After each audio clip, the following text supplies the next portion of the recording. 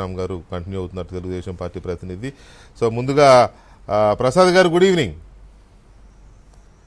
Good evening అండి. ప్రసాద్ గారు, ఈ అధికారుల విషయంలో మొదటి నుంచి వస్తున్నది చీఫ్ సెక్రటరీ, డీజీపీ, ఇంటెలిజెన్స్ ఇలాంటి పేర్లు వినబడుతున్నాయి. కానీ నిన్న వాసుదేవరెడ్డి గారిని ఎండి బెవరేజెస్ ఆయన్ని తప్పించారు. కానీ ఇక్కడ మొన్న కొల్లి రఘురామరెడ్డి గారిని వారం రోజుల క్రితం తప్పించారు, ఎక్కడికి అస్సాం ఎక్కడికి పంపించారు. కానీ ఈ జరుగుతున్న అన్ని ఇందాక నేను చెప్పాను సీక్వెన్స్ ఆఫ్ వాళ్ళు చేసిన పొరపాట్లు కావచ్చు, లేకపోతే వాళ్ళు చేస్తున్న నిర్లక్ష్యపు నిర్ణయాలు కావచ్చు, వీటి విషయంలో ఎందుకు స్పేర్ చేస్తున్నారు ఎలక్షన్ కమిషన్ అనుకుంటున్నారు మీరు?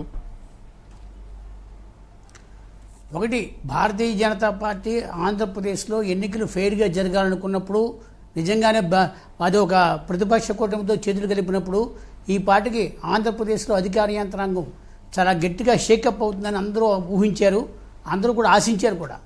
అంటే మీరు గత ఏడాది తెలంగాణలో జరిగిన ఎన్నికల్లో ఎన్నికల సంఘం 4 జిల్లా కలెక్టర్లని 13 మంది ఐపీఎస్ ఆఫీసర్ని ట్రాన్స్ఫర్ చేసింది.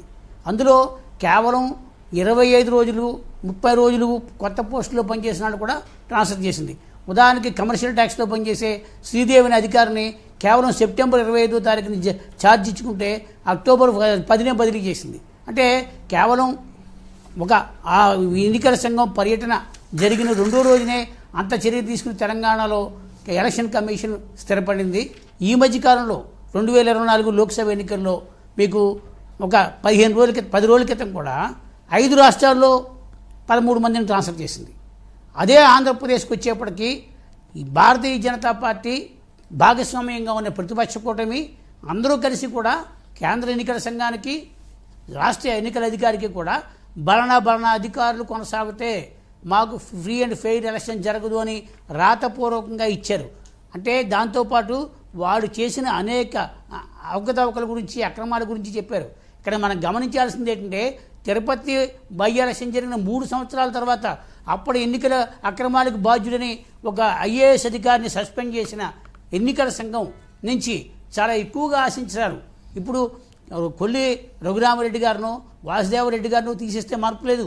అవి మద్యం సరఫరాలో అన్ని పార్టీలకి అంటే అందుబాటులో లేకుండా, ప్రతిపక్షానికి అందుబాటులో లేకుండా కేవలం అధికార పక్షం వాళ్ళకే విక్రయిస్తున్నారు, అంటే వాళ్ళకే సరఫరా అయ్యేటట్టు చూస్తున్నారన్న ఒక ఆరోపణ వచ్చింది. కాబట్టి వాసుదేవరెడ్డిని తప్పించమని డైరెక్షన్ ఇచ్చింది. కానీ అక్కడ వాసుదేవరెడ్డి ఉన్నా అదే కొనసాగకపోయినా కొత్తగా వచ్చే నష్టం లేదు. ఇది నాట్ ఏ పాలసీ డెసిషన్ చేసేవాడు కదా ఆయన. కేవలం ప్రభుత్వం ఏర్పాటు చేసిన దాన్ని అమ్మడానికి మాత్రమే పనికొస్తాడు.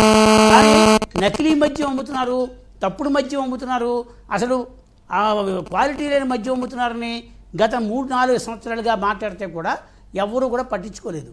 ఇవాళ ఎన్నికల సంఘం ఆంధ్రప్రదేశ్లో ఫ్రీ అండ్ ఫెయిర్ ఎలక్షన్ చేయాలంటే ఖచ్చితంగా డీజీపీతో సహా additional DGP intelligence, DGP and chief secretary 2019లో అంటే వాళ్ళు వీళ్ళు